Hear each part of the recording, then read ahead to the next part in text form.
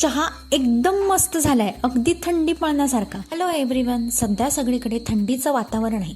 मग सकाळची थंडी पाळण्यासाठी मस्त गरमागरम चहा हा झालाच पाहिजे।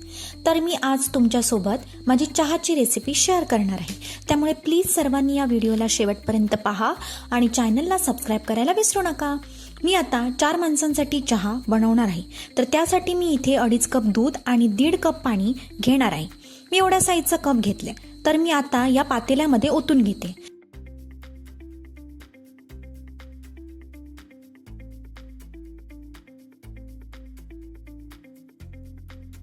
आता आपण गॅस चालू करूया आणि त्यावर हे पातेलं ठेवायचं आहे आणि आता दुधाला उकळी येईपर्यंत वाट बघायची आहे। आता दुधाला उकळी आलेली आहे, तर आता आपण गॅसची फ्लेम एकदम बारीक करूया आणि आता मी त्यामध्ये 3 चमचे चहा पावडर टाकते।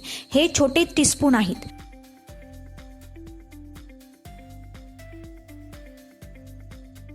आणि 4 चमचे साखर मी आता यामध्ये घालणार आहे।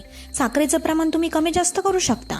मी एका कपला 1 चमचा साखर घेते आणि आता मी त्यामध्ये 1 लवंग आणि 1 हिरवी वेलची टाकते। त्याने चहाला एकदम मस्त अशी टेस्ट येते आणि लवंगाचे अनेक औषधी फायदे आहेत। लवंग उष्ण असल्यामुळे थंडीमध्ये शरीराला उबदार ठेवण्यास मदत करते।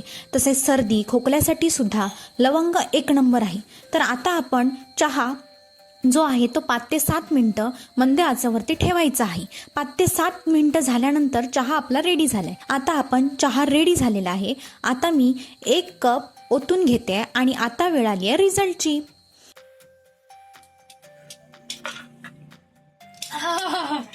चहा एकदम मस्त झालाय, अगदी थंडी पाळण्यासारखा। तुम्हाला ही चहाची रेसिपी ट्राय करायची असेल तर नक्की करा आणि व्हिडिओ कसा वाटला ते कमेंट करून नक्की सांगा आणि चॅनलला सबस्क्राईब करायला विसरू नका। थँक्यू।